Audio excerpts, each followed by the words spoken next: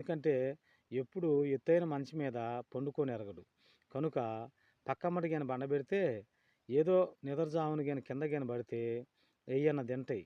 కాబట్టి మన ఇంటికొచ్చిన అతిథిని మనం మర్యాద చేయటం మన ధర్మం అని చెప్పని ఆ యజమాని చెప్పిండు.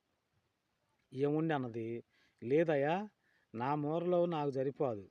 కనుక నీ భాగంలో పండబెట్టుకుంటావో, లేదు మెలకొనుకుంటావో నీ ఇష్టం. కానీ నేను మటుకు జరగను అని చెప్పని ఆ భార్య అన్నది. అనేసరికల్లా ఇతను ఆ పిల్లవాడిని బండబెట్టి, ఇతను ఆ సత్యాత్ముడిని బండబెట్టి, ఇతను కూర్చొనున్నాడు మంచం మీద.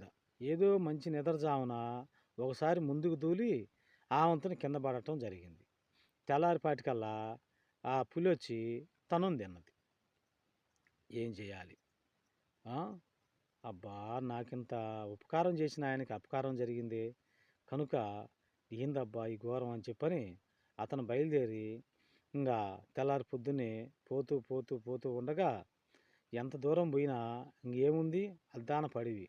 ఆ అడవిలో భగవంతుడు అనే ఆయన ఒక పెద్దాయన రూపంలో వచ్చి ఆ అంతన ఎదురైండు. "యాడికి నాయనా పోతున్నావు" అని చెప్పని అడిగిండు. అడిగేసరికల్లా పెద్దాయనా నేను నా జరిగిన స్టోరీ ఇది. నేను ఈ రకంగా సత్యం తప్పకుండా ఎయ్యో ఒకటి కట్టెలో అదో ఇదో కట్టెలో కంపో ఏదో చేసుకొని మోసుకొని పొయ్యి అమ్ముకొని ఆవంతునొచ్చి బ్రతుకుతూ ఉండగా మమ్మ నాకు జ్వరం వచ్చినప్పుడు ఏంది నాయనా అనంటే, నాయనా ఇయాల ఏమి లేదయ్యా ఇయాల వండటానికి అని చెప్పని అన్నది. అదేందమ్మా నిన్న మొన్న ప్రతిరోజు నేను కట్టెలకు పోయి తీసుకొచ్చి పావలో బేడో ఇత్తన్నాగా కానీ ఇయాటికి మరి నాకు జ్వరం వచ్చింది. నాకేం కావాలా? నేను ఏ రకంగా పోవాలా? అని చెప్పని అన్నా. అన్నప్పుడు అదంతా నాకు తెలీదయ్యా. మీ నాన్న కూడా ఎప్పుడు చెప్పలా. కానీ మనం తిన్నది మట్టిపాలు, పరులు తిన్నదే మన పాలి అని చెప్పని మీ నాన్న చెప్పిండయ్యా అని చెప్పని అప్పటినుంచి నాకు ఏది కూడా దాపెడతం తెలియలా.